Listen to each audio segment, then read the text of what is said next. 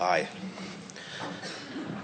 Okay, I really don't know much about what you do. This is the first time I've had an experience of what you guys do, and I'm, very impressed. My question to both of you, Esther and Abraham, is how or what steps would I go through to put myself into a position where I tap into my spiritual, I suppose you could say, partners or my spiritual source. What steps? Because I see you go on the sculpture, whatever you want to call it, and you tap in. So how do I do that? Well, you've done most of it by asking. Okay. Because when you ask, it is given every single time. So, and you didn't just develop that desire here in witnessing this, although it might have enhanced your desire a bit. But you have long known that there were resources that you could tap into. And you see evidence of it all around in those who are excelling in different ways. Sure. And you remember the alignment that you felt so dramatically in your younger time, and you've longed for a returning to this, and so you've been contributing this desire, this asking, to your vibrational escrow for a very long time. So now what happened with Esther had never heard about this process specifically until Jerry began reading the Seth material. And Seth material was something very much like this. A woman named Jane Roberts was doing something similar to what Esther is doing and wrote some books. And as Jerry read them, Esther wanted nothing to do with them because they were a bit spooky to her. But as Jerry found things in them that interested him, he began speaking them to Esther at appropriate times, not pushing them at her, until Esther began saying, I like that. That makes sense to me. And then one thing led to another, as it always does, until Esther sat in a time of meditation. Now, what meditation did for Esther, and it would do it for you as well, is when you have to remember that the only thing that ever keeps you from fully flowing, and by the way, we want to say you fully flow that way often, you just don't know you're doing it. Right. The only thing that keeps you from fully flowing that way is a thought that doesn't match. In other words, resistance is the only thing that keeps you from that alignment. People want to call it channeling as if it is something odd. We want you to know that it is the most normal thing in the world. Your intuition, your timing, your knowing, your gut instinct, it is all about that alignment, you see. And you are much more attuned to it, all of you, than you give yourself credit. So Esther's nothing special then? She is not. All right, so... She is not. She is not. Because everyone has source. Everyone is an extension of that source. Esther is someone who managed to bring herself into vibrational alignment with that which is Abraham. And once she came... Now we have to say to you what Abraham is. Abraham is the creation of Esther's vibrational escrow. In other words, Abraham is the source of that which is Esther before she got here, and that which has become through the process of what she has lived. In other words, you get a sense of that, and all of you have that to tap into. So through practice, we all too could have that same connection that you do, where yes, the source is literally flowing yes, through us. Real time. So in terms of how would I practice that? Would I meditate every day, or is there an instruction manual to? Because that's impressive. It's much more simple than you know. It requires wanting it and allowing it. And the wanting is already in place. And so the allowing is, the reason that meditation is a good process is because when you meditate, you quiet your mind. And when you quiet your mind, you stop all thought, which means you've stopped resistant thought too. And when you stop resistance, your cork naturally floats to the surface, or your vibration raises, and in time you acclimate to the vibration of that which is your source.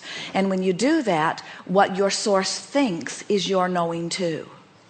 Now, here's the only clarifying point that we think is of value for all of you relative to this. Step 1 and step 3 are 2 different steps. We had a little bit of discussion about that earlier today. In other words, you can't ask a question and receive the answer to the question at the same time. You can't be in the vibration of needing to know something and be in the vibration of allowing the answer at the same time.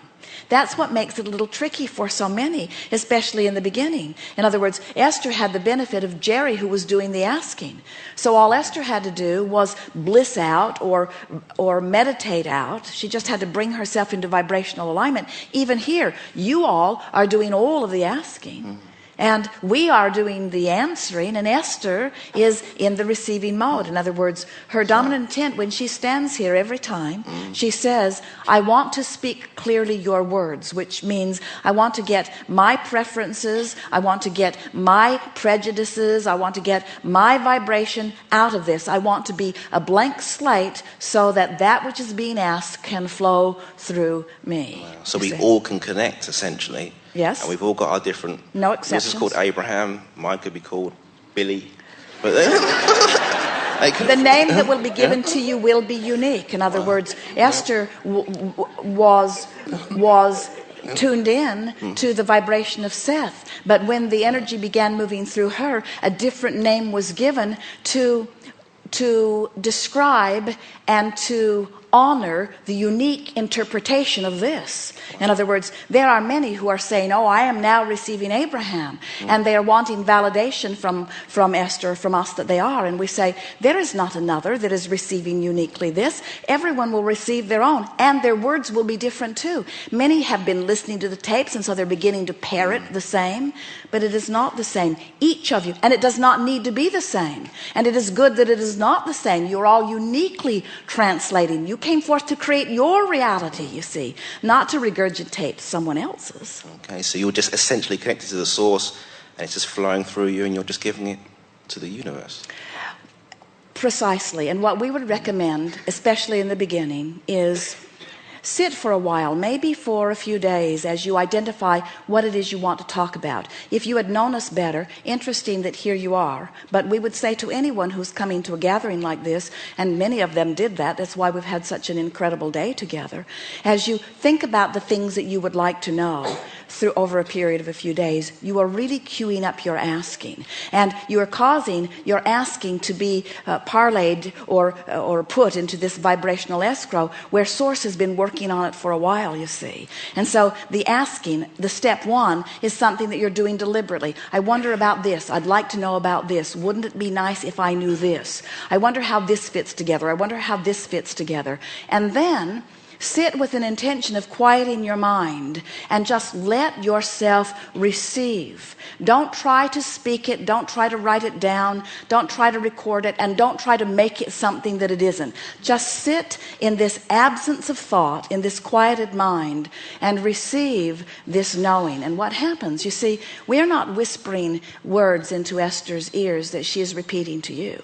We are offering blocks of thought, like radio signals that are being downloaded. Esther can receive an entire book in seconds as she sits to receive, and there it is. And then it takes her days to receive it and translate it onto the page, but the download happens.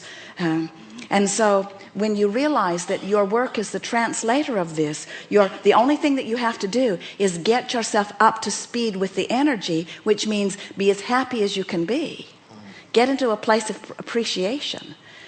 We teach meditation because, frankly, it's easier to teach you to have no thought than to have pure positive thought. It's easier to tune your vibration upward by clearing your mind than to take some issue that you're bothered about and clean it up. So meditation is a very powerful tool. But we would rather see you in a state of appreciation than in a state of meditation. Because when you are in appreciation, there is no resistance either, you see.